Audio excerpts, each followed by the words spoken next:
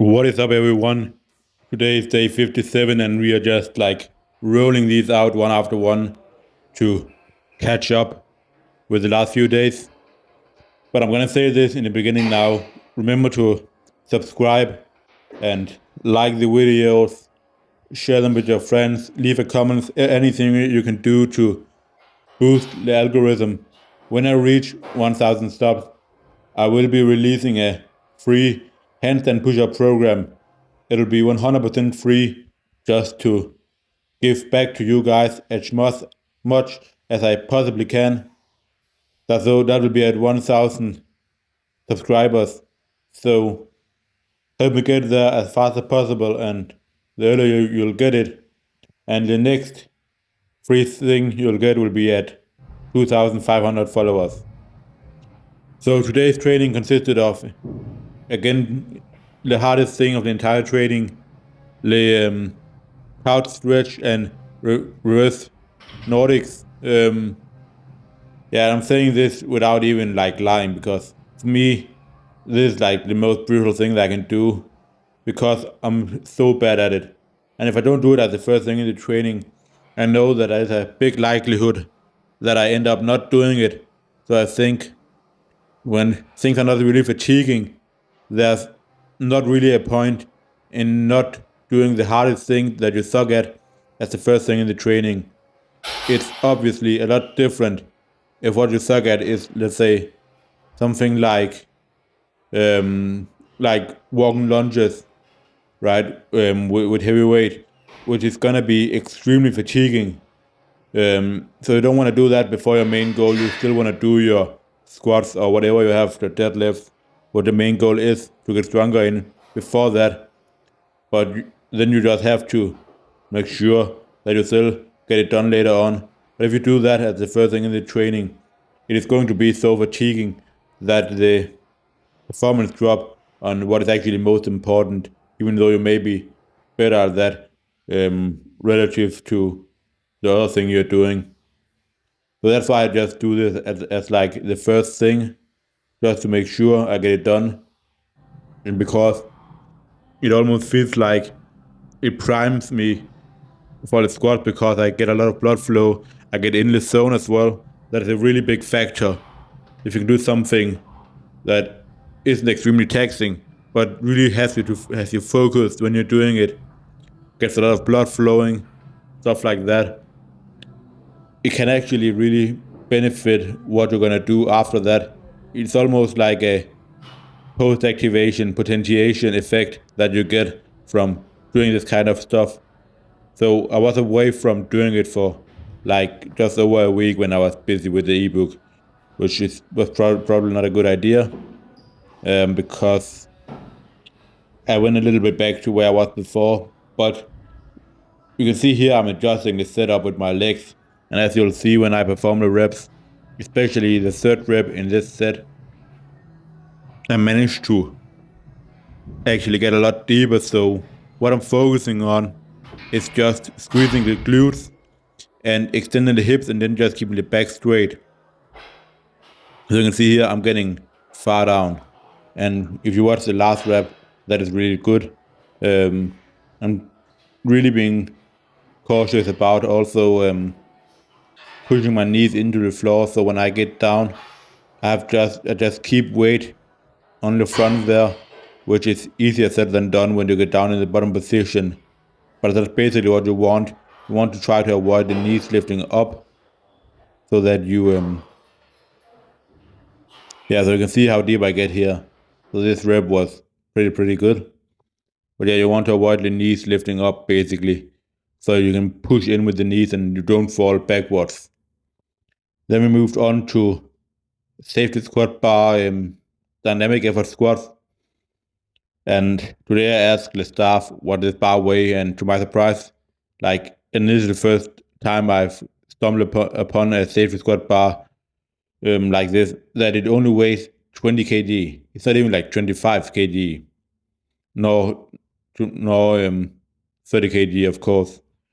So that is pretty crazy. I would have thought that this was maybe a little bit more, but Sorry, apparently I'm fucking tired. I only got like just over 5 hours sleep tonight, and I haven't had time for a nap. Just been grinding all day after work. But yeah, um, I mean, I could do like 200 kg on the squat with the safety squat bar, considering it should be like 10% less than my back squat. I've never trained it before. That's probably pretty accurate to where I think my back squat is, like at around 225 kg. So I did 8 sets of 3 with like 45-second rest in between. Like, I also want to apologize for the camera quality still, because yeah, I'm still waiting for the new lens. I really, really, really hope that it's gonna come in the weekend or during the early next week, because that would be really good.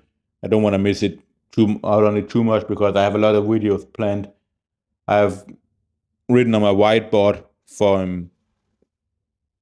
the first video of my how to get brutally strong series, which I'm going to start off soon, as promised.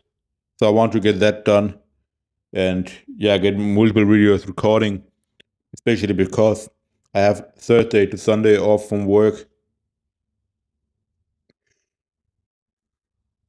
So man, I really don't know why I'm yawning so much. Yeah, but I hope that it's gonna come. I always hate like when it just happens, like from one day to the next, this stuff end up not working, and I always forget that it's probably a good idea to buy a spare one, so that stuff like this does not happen, right? Like, even every time like if I break my phone, I'm like, fuck, I should have just bought a spare one, because I just use like cheap phones, because I usually don't use them for recording anyways. But yeah, you can see during these good mornings, Nordics that I'm doing here, I'm really focusing on full control. So I'm taking it slow down, and I'm really trying to just go up in a really slow tempo. So because of that, I can really focus on keeping the hips in a straight position, which I wouldn't be able to if I were just doing it as fast as I could.